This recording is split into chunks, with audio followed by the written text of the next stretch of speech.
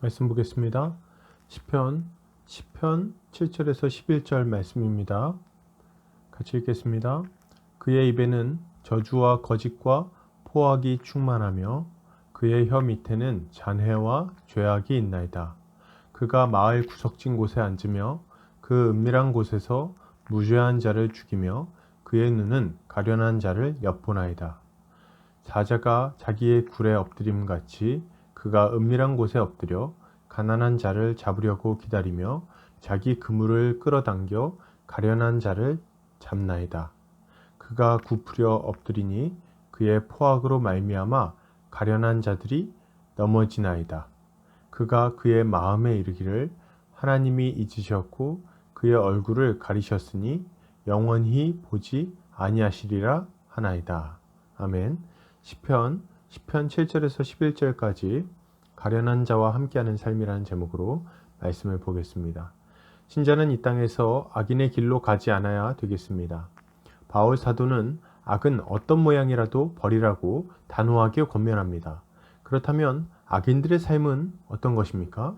우리가 주의해야 할 그들의 모습이 무엇인지 살펴보고 그렇다면 의인은 어떻게 살아야 할 것인지 함께 생각해 보도록 하겠습니다.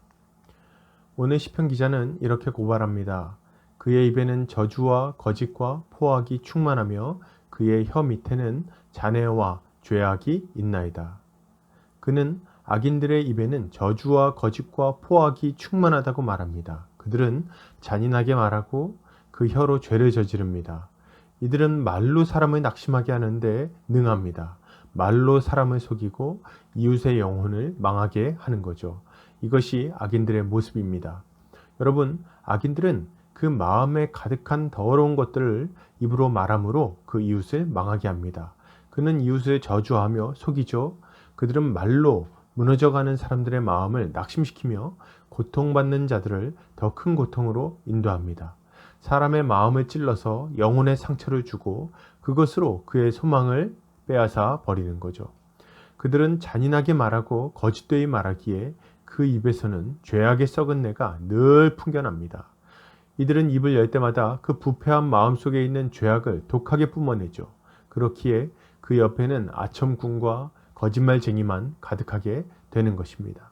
여러분, 신자는 이런 악한 입술을 본받지 않아야 되겠습니다. 신자는 예수 그리스도를 힘입어 날마다 새로운 마음을 가져야 됩니다. 이 부패하고 더러운 마음들을 빨리 버리고 그리고 예수 그리스도 안에서 새롭게 받은 이 새 마음을 따라 살아가야 되는 거죠. 정결한 마음을 갖기 위해 늘 기도해야 됩니다. 그리고 그 입에 파수꾼을 세워야 되겠습니다.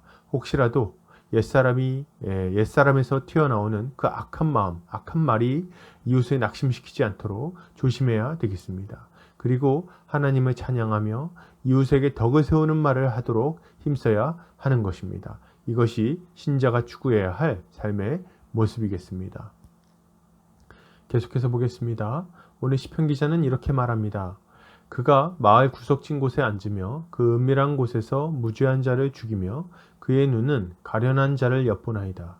사자가 자기의 굴에 엎드림같이 그가 은밀한 곳에 엎드려 가련한 자를 잡으려고 기다리며 자기 그물을 끌어당겨 가련한 자를 잡나이다.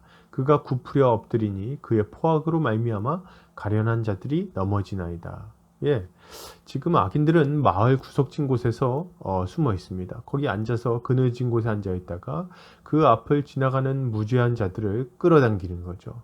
그들을 끌고 들어와서 범죄를 저지릅니다. 그들의 모습은 마치 사자가 먹이를 잡아먹으려고 가만히 엎드려 있는 것처럼 보입니다. 그리고 그렇게 엎드려 있다가 포악하게 가련한 자들, 힘없는 자들, 불쌍한 자들을 잡아다가 찢어서 자신들의 먹이로 삼는 거죠. 그리고 그들은 이것으로 자신들의 삶을 배불리는 삶을 살아갑니다. 이것이 악인들의 모습인 거죠. 여러분, 악인들은 죄의 자리에 앉아 있습니다. 그리고 그 앞을 지나가는 무죄한 사람들을 정말 분별 없이 공격하고 정말 무정하게 빼앗습니다. 힘없는 가련한 사람을 먹잇감으로 보고 그들을 괴롭히고 그의 소유를 강탈하죠. 이들은 자신보다 강한 자에게는 관심이 없습니다.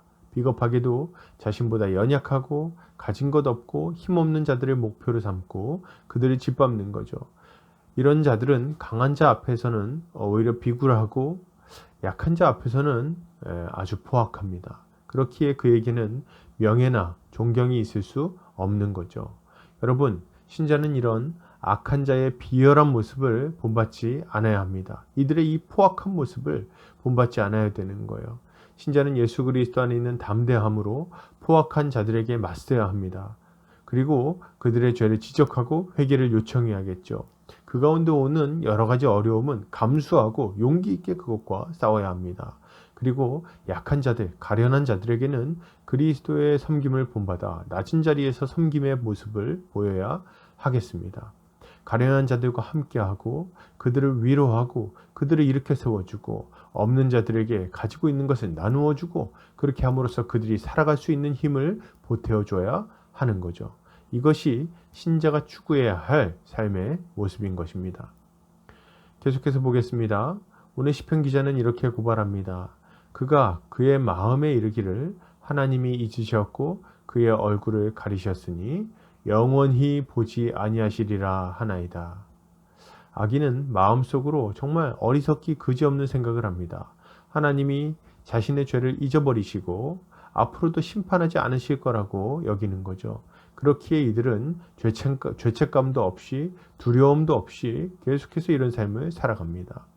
여러분, 악인들은 정말 무지한 자들입니다. 그들은 어리석게도 하나님의 심판이 없을 거라고 생각하죠. 목격자가 없으니 아무도 모를 거라고 생각합니다. 잠시간 실수한 것이니 나중에도 별 문제가 되지 않을 거라고 생각합니다. 그러나 그렇지 않습니다. 그들의 죄는 낱낱이 드러나게 될 것입니다. 지금은 가려진 것처럼 보이지만 때가 되면 다 드러나는 거죠. 예, 하나님은 정의로운 분이시기에 때가 이르면 높아진 그들을 낭떠러지에 밀어버리고 마실 겁니다. 여러분, 지금 힘이 있으니까 덮을 수 있다고 생각할지 모릅니다. 지금 증인이 없으니까 괜찮을 거라고 생각할지 모릅니다. 아니요, 하나님이 보셨습니다. 그리고 하나님이 그들의 죄를 드러내시겠죠. 하나님이 그들을 심판하실 것입니다. 이 땅에서도 심판을 받을 것이고 그리고 이후에도 심판을 받을 것입니다.